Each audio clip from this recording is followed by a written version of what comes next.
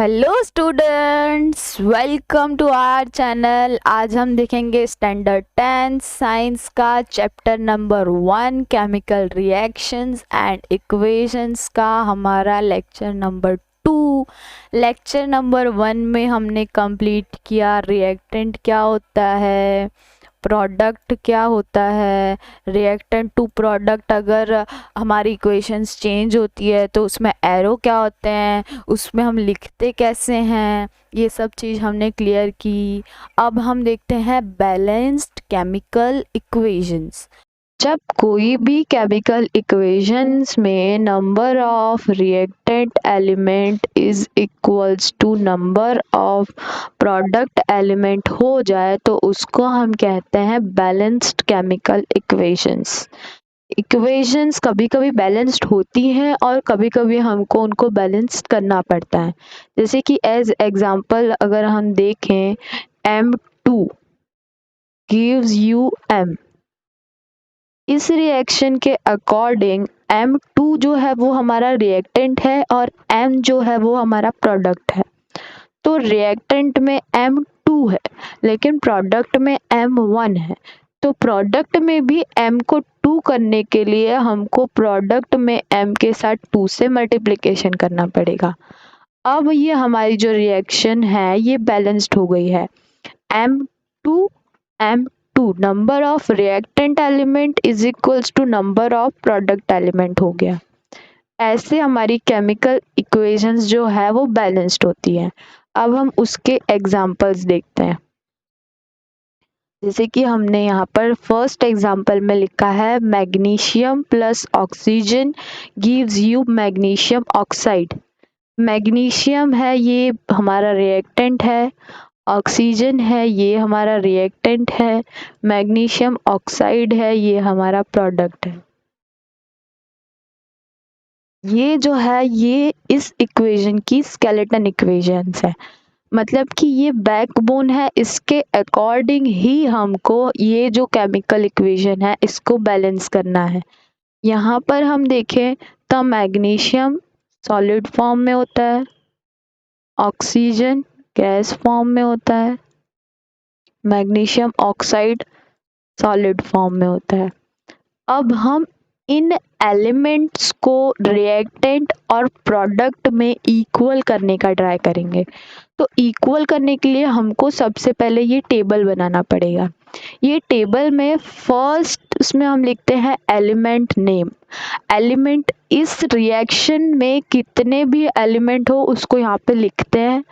फिर एलिमेंट उस एलिमेंट का रिएक्टेंट में कितना है और प्रोडक्ट में कितना है वो लिखना है। जैसे कि फर्स्ट हम लेते हैं ऑक्सीजन, क्योंकि केमिकल इक्वेशंस में ऐसा स्टेप में ऐसा दिया है कि जो मैक्सिमम नंबर में है केमिकल इक्वेशन में उसको फर्स्ट बैलेंस करना चाहिए, क्योंकि वो मैक्सिमम नंबर में है तो वो खुद बैलेंस हो जाएगा, तो वो मोस्ट ऑफ एलिमेंट्स को बैलेंस कर लेगा। तो हम पहले देखते हैं कि रिएक्टेंट एलिमेंट में ऑक्सीजन कितना है, 2 है, ओके। और प्रोडक्ट एलिमेंट में ऑक्सीजन कितना है, ओनली 1। अब हम अगर यहाँ पे देखें तो number of oxygen in reactant element 2, number of oxygen in product element 1।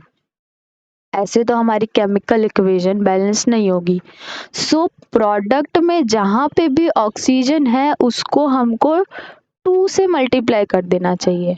उसको अगर हम 2 से मल्टीप्लाई करेंगे तो number of reactant element in reactant element of oxygen और number of element of product same हो जाएगा। सो हमने प्रोडक्ट में यहाँ पे ऑक्सीजन है इसको कर दिया 2 से मल्टीप्लाई। अब देखो हमारी ऑक्सीजन हो गई बैलेंस्ड। ऑक्सीजन रिएक्टेंट में है 2 और प्रोडक्ट में भी 2 से मल्टीप्लाई कर दिया तो हो गया 2। अब हम देखते हैं कि दूसरा एलिमेंट है हमारे पास मैग्नीशियम। मैग्नीशियम देखो प्रोडक्ट रिएक्टेंट में कितना है, 1, कितना है 1। सो हम इसको यहाँ पे लिख देते हैं 1, ठीक है। और प्रोडक्ट में कितना है, ऑक्सीजन को बैलेंस करने के बाद मैग्नीशियम हमारा हो गया 2। ऐसे तो मैग्नीशियम भी बैलेंस नहीं होगा, नंबर ऑफ रिएक्टेंट एलिमेंट और number of product element same तो है नहीं। सो रिएक्टेंट में जहाँ पे भी मैग्नीशियम है उसको प्रोडक्ट से इक्वल करने के लिए 2 से मल्टीप्लाई करना पड़ेगा।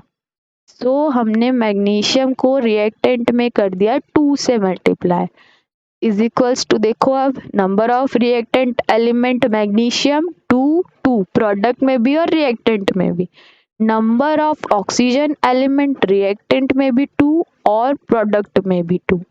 अब हम देखते हैं फाइनल बैलेंस्ड इक्वेशन क्या है। सो हमने जो बनाया वो राइट है, 2 मैग्नीशियम ऑक्सीजन 2, ये हो गई हमारी बैलेंस्ड केमिकल इक्वेशंस। अब हम देखते हैं एग्जाम्पल नंबर 2। एग्जाम्पल नंबर 2 में हमको दिया हुआ है नाइट्रोजन, जो कि है रिएक्टेंट। ये है रिएक्टेंट नाइट्रोजन, हाइड्रोजन रिएक्टेंट है, NH3 अमोनिया ये एक प्रोडक्ट है।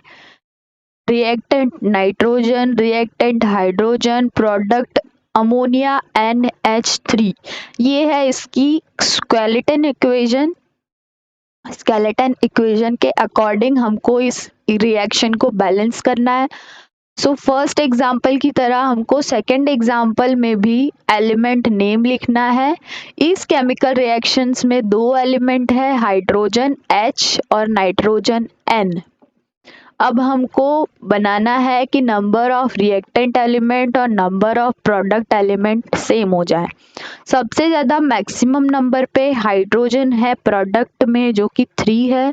सो हम प्रोडक्ट वाले कॉलम के अंदर 3 हाइड्रोजन लिख देंगे।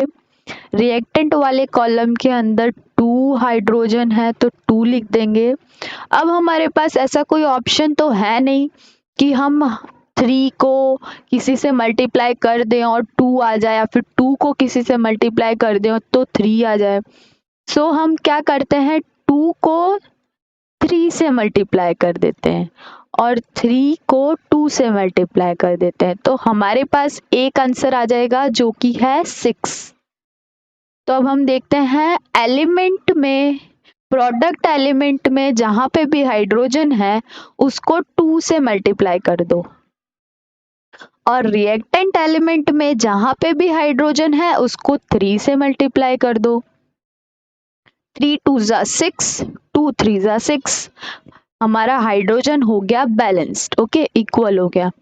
अब हम जाते हैं नाइट्रोजन पे।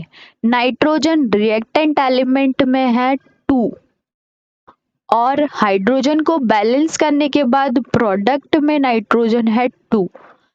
इस एग्जाम्पल में हम देख सकते हैं मैक्सिमम नंबर वाले हाइड्रोजन को हमने बैलेंस किया तो नाइट्रोजन ऑलरेडी बैलेंस हो गया। अब हम देखते हैं कि हमारा जो इक्वेशन हमने बनाया वो राइट है या रॉन्ग।